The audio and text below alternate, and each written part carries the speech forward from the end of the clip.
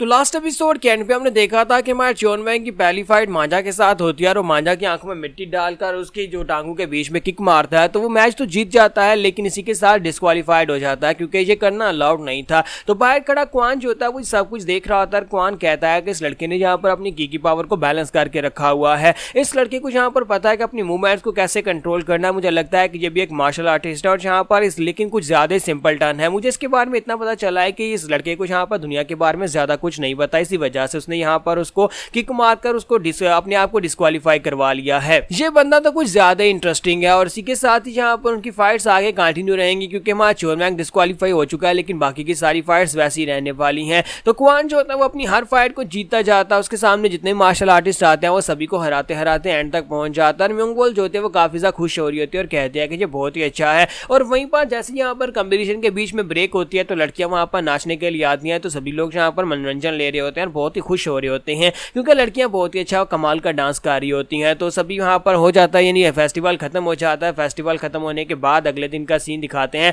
कि हमारा मांझा और इसके साथ साथ क्वान दोनों ही वहां पर सिलेक्ट हो चुके होते हैं। मांझा और क्वान दोनों को बुलाया गया होता है। तो हमारा क्वान जो होता है मांझा से कहता है कि तुम तो वाकई में काफी ज्यादा बेहतर हो और देखो यहाँ पर तुम एक गिल्ड का हिस्सा बनने वाले हो। तो मांझा उसे कहता है हाँ मैं पहली बार यहाँ पर एक गिल्ड का हिस्सा बनने वाला हूँ और मुझे लगता है ये गिल्ड वाकई में काफी ज्यादा तरक्की करेगा क्योंकि हम लोग अब इस गिल्ड का हिस्सा बन गए हैं। तो म्योंग वॉल के पास वो लोग लाए जाते हैं तो म्योंग वॉल कहते हैं कि तुम लोगों को बहुत ज्यादा बधाई हो, आज के बाद से तुम लोगों को यहाँ पर कैप्टन और वाइस कैप्टन की पोजीशंस मिलने वाली हैं। क्वान तुम आज के बाद से कैप्टन होगे, मांझा आज के बाद से तुम वाइस कैप्टन होने वाले हो। दोनों इस बात से काफी ज्यादा खुश होते हैं कि दोनों को यहाँ पर नए गिल्ड में जॉब मिल गई है। तो इसी के साथ ही म्योंग वॉल कहते हैं कि मुझे लगता है कि अब तुम लोगों को यहाँ पर अपना सबसे बेस्ट देना होगा और मुझे लगता है कि ये टूर्नामेंट का ऑप्शन भी ज्यादा बेस्ट था, इसी वजह से मैंने यहाँ पर ये टूर्नामेंट का ऑप्शन रखा था। और तुम लोग टूर्नामेंट के बाद थक गए होगे और जाओ जाकर रेस्ट करो, कल से हम लोग यहाँ पर अपना काम स्टार्ट करेंगे। कल तुम लोगों को मुझे अपने साथ लेकर जाना होगा, एक ब्लैक स्मिथ के पास जाएंगे ताकि हम लोग जाकर वेपन्स बनाने का ऑर्डर दे सकें। तो क्वान उसे कहता है कि लेडी म्योंग वॉल और बाकी के गार्ड मेंबर्स के बारे में क्या, क्योंकि अभी यहाँ पर सिर्फ कैप्टन और वाइस कैप्टन है तो हमें यहाँ पर गार्ड यूनिट्स भी तो चाहिए होगी। तो म्योंग वॉल कहती है कि मुझे यहाँ पर उसके लिए किसी स्पेसिफिक क्राइटेरिया की जरूरत नहीं है और मुझे लगता है कि तुम ही यहाँ पर ये कर सकते हो क्योंकि तुम यहाँ पर कैप्टन और तुम यहाँ पर उन सभी पार्टिसिपेंट्स में से ही चूज कर लो जो पार्टिसिपेंट इस फाइट में हिस्सा लेने के लिए आए। तो उनमें से जिसे तुम अपनी यूनिट का हिस्सा बनाना चाहते हो उसे यूनिट का हिस्सा बना सकते हो। तुम अपने लिए यहाँ पर गार्ड्स को खुद चूज कर सकते हो। तुम और यहाँ पर मांझा दोनों यहाँ पर आपस में फैसला कर लो क्योंकि तुम दोनों यहाँ पर कैप्टन और वाइस कैप्टन हो। तो वो उसे कहता है ठीक है, अगर आप यहाँ पर ऐसा चाहती है तो हम लोग यहाँ पर सबसे पहले एप्लीकेंट्स में से ही अपने लिए कुछ लोगों को चूज करेंगे जो इस यूनिट का हिस्सा बन सके। तो दूसरी तरफ का सीन दिखाते हैं जहाँ पर हमारा चोन वैंग जो होता है उसका बहुत ही बुरी तरह से मजाक उड़ाया जा रहा था। मास्टर हान रियांग और साथ में मांझी दोनों यहाँ पर उसका मजाक उड़ा रहे होते हैं और कहते हैं देखो तो जरा यहाँ पर तुमने किया क्या, तुम यहाँ पर डिस्क्वालीफाइड होकर आ गए। तुमने कहा तुम कंपटीशन को जीतोगे लेकिन तुमने यहाँ पर पहली फाइट को जीता और साथ ही डिस्क्वालीफाई होकर वापस आ गए। तो हमारा चोन वैंग उनसे कहता है लेकिन मुझे क्या पता था कि यहाँ पर इस तरह से अटैक करना अलाउड नहीं है, मैंने तो यहाँ पर अपने मैच को जीता था। तो मांझी से कहता है लेकिन फिर भी तुम यहाँ पर हार कर वापस आए हो। तो मास्टर हान रियांग से कहता है कि बच्चे तुम बैटलफील्ड के ऊपर नहीं थे,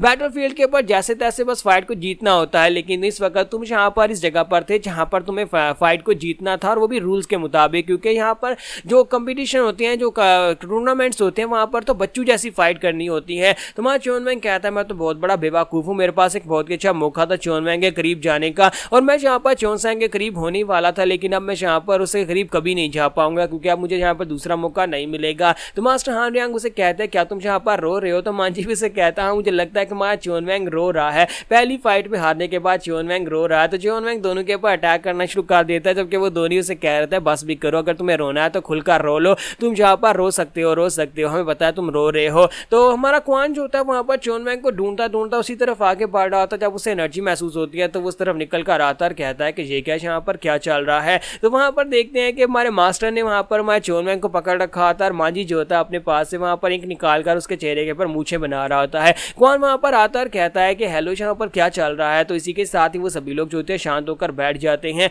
और वहाँ चोन वैंग कहता है कि वाकई में तुम यहाँ पर श्योर हो कि तुम मुझे स्क्वाड का हिस्सा बनाना चाहते हो। तो क्वान कहता है हाँ मैं यहाँ पर तुम्हें अपनी स्क्वाड का हिस्सा बनाना चाहता हूँ क्योंकि मैं यहाँ पर उसकी गार्ड यूनिट का कैप्टन हूँ और उसने मुझे कहा था कि मैं अपनी मर्जी से जिस भी डिसाइपल को चूज करना चाहता हूँ, जिस पार्टिसिपेंट को अपनी गार्ड यूनिट का हिस्सा बनाना चाहता हूँ बना सकता हूँ। और मैंने तुम्हारी फाइट देखी थी, मुझे लगता है कि तुम यहाँ पर मार्शल आर्ट्स के बारे में कुछ ना कुछ तो जानते हो और तुम यहाँ पर काफी बेहतर रहोगे हमारी इस यूनिट के लिए, इसी वजह से मैं पर्सनली तुम्हारे पास आया हूँ। तो क्या तुम यहाँ पर मैं ज्वाइन करना चाहोगे। हालांकि तुम्हारा मूव जो था वो बच्चों वाला था और यहाँ पर बिल्कुल भी नौसीखिए टाइप का था, यानी कि तुम्हें यहाँ पर शायद रूल्स उसके बारे में ठीक तरह से पता नहीं था, लेकिन इसके बावजूद तुमने मांझा को हरा दिया और मुझे लगता है कि हमें इसी तरह के एक्सपीरियंस वाले बंदे की जरूरत है जो कि रियल बैटल एक्सपीरियंस कर चुका हो। मास्टर हान रियान जो होते हैं वहां पर क्वान से कहता है कि लड़के तुम्हारी नजर तो काफी ज्यादा तेज है, तुमने यहाँ पर इस लड़के के ट्रू टैलेंट को पहचान लिया। तो मास्टर क्वान कहता है कि हाँ क्यों नहीं, मैंने यहाँ पर इसको पहचान लिया और साथ ही उसे कहता है कि मुझे लगता है कि सर आपकी पोजीशन अगर आप चाहें तो आप भी यहाँ पर हमें ज्वाइन कर सकते हैं क्योंकि आपकी मार्शल आर्ट्स मुझे काफी ज्यादा अच्छी लग रही है। तो मास्टर हान रियांग उसे कहता है कि नहीं मुझे इस सब की जरूरत नहीं है,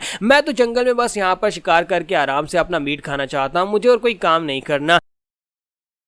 तो फाइनली हमारे चोन वैंग को यहाँ पर जॉब मिल चुकी है। तो यहीं पर से नेक्स्ट दिन अगले दिन का दिखाया जाता है जहाँ पर एक बंदा जो होता है हमारी म्योंगवॉल को अपने साथ लेकर ब्लैक स्मिथ के पास जा रहा होता है। तो यहाँ पर मॉक्सेंग का सबसे बेस्ट ब्लैक स्मिथ जो होता है मास्टर जैंग उसके पास से ले जाया जा रहा होता है और उसे कहा जाता है कि ये बंदा जो है पिछली कई जनरेशन से यानी 7 जनरेशन से यहाँ पर यही काम कर रहा है, यहाँ पर सबसे बेस्ट तलवारें बनाता है। यहाँ तक इसकी बनाई हुई तलवारें जो है वो इतनी पावरफुल है कि वो 3 साल तक भी टिक सकती हैं। जहाँ तक कि एम्परर भी उसकी तलवार को यूज कर चुके हैं, वो इतनी पावरफुल और खतरनाक तलवारें बनाते हैं। इसी वजह से मैं आपको यहाँ पर सबसे बेस्ट ब्लैक स्मिथ के पास लेकर जा रहा हूँ। तो वो एल्डर चोता से अपने साथ लेकर उस तरफ आगे बढ़ रहा था और म्योंगवॉल उसे कहती है कि जिस तरह से तुम कह रहे हो कि ये ब्लैक स्मिथ बहुत ज्यादा अच्छा है, मुझे लगता है कि ये वाकई में अच्छा ही होगा क्योंकि तुम इसको कुछ ज्यादा ही तारीफें कर रहे हो। तो मास्टर जोता इसे कहता है कि हाँ हाँ क्यों नहीं, मुझे अपने पर्सनली यूज के लिए अगर ब्लेड्स चाहिए तो हम लोग इसी के पास आते हैं। तो वो लोग वहां पर अंदर आते हैं तो ब्लैक स्मिथ जैंग जो होता है वहां पर एक तलवार बना रहा था और उसके बाद हथौड़े मार रहा था। ये लोग वहां पर जाकर खड़े हो जाते हैं। तो मास्टर जोता ही कहता है कि वो यहाँ पर जब हथौड़े मार रहा था तब वो किसी की नहीं सुनता, जब तक उसकी तलवार तैयार नहीं हो जाएगी तब तक हमें यहीं पर खड़े रहना होगा,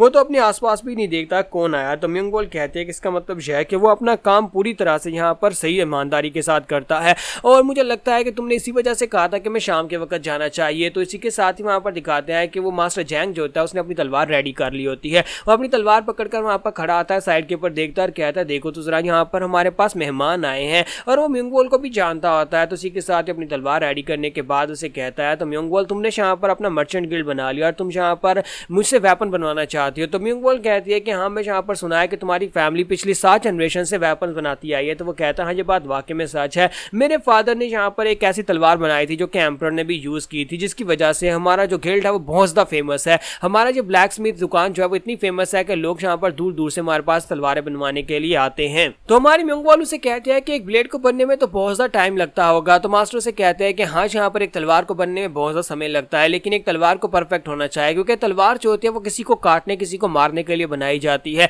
चाहे लोग यहाँ पर इसको कैसे भी कह ले कि ये सुरक्षा के लिए, लेकिन एक तलवार हमेशा यहाँ पर दूसरे की जान लेने के लिए ही बनती है। इसे इंस्ट्रूमेंट ऑफ डेथ कहा जाता है। जब तक इसे यहाँ पर ठीक तरह से ना बनाया जाए तब तक यहाँ पर ये तलवार बिल्कुल परफेक्ट नहीं होती। तलवार यहाँ पर किसी इंसान को एक डीमन बना सकती है, किसी को एक हीरो बना सकती है अगर सेफ्टी के लिए यूज की जाए और अगर यहाँ पर किसी को मारने के लिए यूज की जाए, लेकिन एक तलवार तलवार ही रहती है। इसी वजह से मैं यहाँ पर अपनी तलवार के ऊपर बहुत ज्यादा ध्यान देता हूँ, मैं यहाँ पर मेहनत करता हूँ तभी जाकर एक तलवार बन पाती है। हमारी म्योंगवॉल जो होती है मास्टर जैंग की सारी बातें सुनने के बाद वहां पर से एक रेस्टोरेंट में पहुंच जाते हैं और वहां पर बैठकर आपस में डिस्कस करने वाली है कि क्या वाकई में मास्टर जैंग के पास तलवारें बनवानी चाहिए या नहीं बनवानी चाहिए, क्योंकि वो जो है वो बहुत ज्यादा कॉस्टली पड़ने वाली है। एक तलवार बनाने में इतना समय लगता है और ऊपर से तलवार भी काफी ज्यादा महंगी होने वाली है। यहाँ पर हम लोग अपनी एपिसोड 32 का एंड करेंगे और नेक्स्ट एपिसोड में देखेंगे कि म्योंगवॉल अब आगे क्या फैसला करेगी।